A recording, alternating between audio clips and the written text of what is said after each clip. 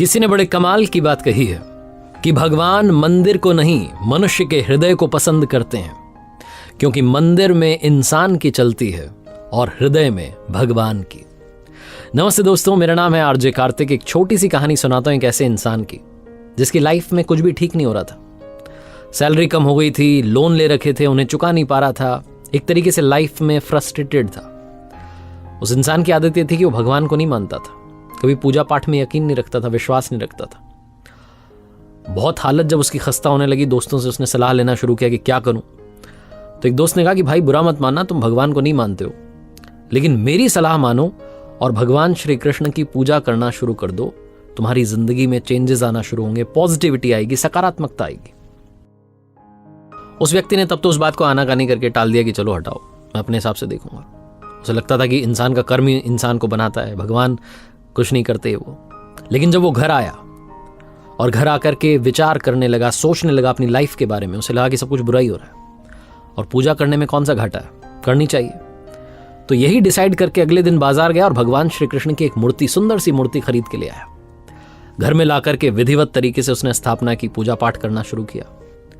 महीना बीत गया, 2 महीने, 3 महीने, 6 महीने, साल बीत गया। बहुत मन से वो प्रार्थना कर रहा था, लेकिन बात नहीं बन पा रही थी। पूजा करता था, बात नहीं बनती थी, गुस्सा भी आता था उसे। फिर अगले दिन पूजा करता तो थोड़ा क्रोध में करता कि ये क्या हो रहा है, मान ही नहीं रहे हो मेरी बात। 2 साल तक उसने ये सब किया, लेकिन जिंदगी में चेंज नहीं आया। जो चल रही थी वैसी चल रही थी। फिर एक दूसरे दोस्त के पास गया तो उसने सलाह दी कि भाई भगवान श्री कृष्ण की पूजा बंद करो और काली माँ की पूजा शुरू करो। काली माँ की मूर्ति खरीदो, वहां पूजा करना शुरू करो, तुम्हें देखना चेंजेस आएंगे लाइफ में।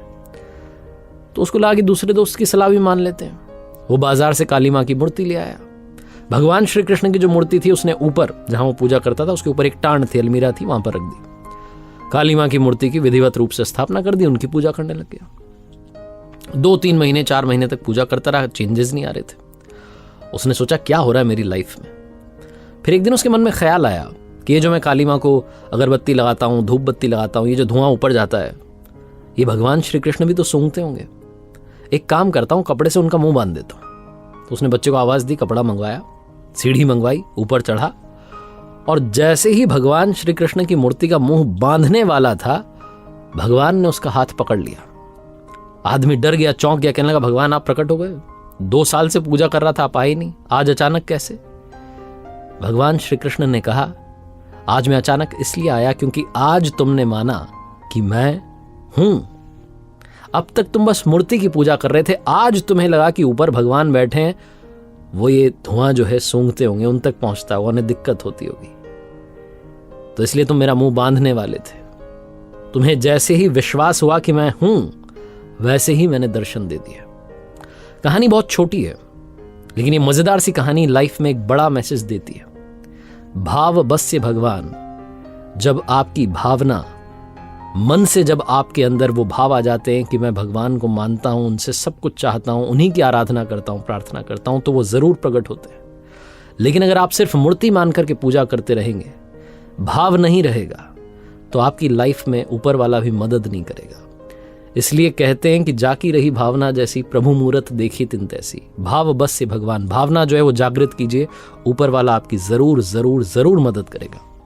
एक बार फिर से वही बात जो अक्सर आपसे कहता हूं, ऊपर वाले के आशीर्वाद के साथ, अपनी सच्ची मेहनत के साथ और अपनों के प्यार के साथ कर दिखाओ को जैसा कि दुनिया करना चाहे आपके जैसा। याद रखिए, हर सोमवार सुबह 9:30 बजे मेरे साथ देखिए एक नई कहानी।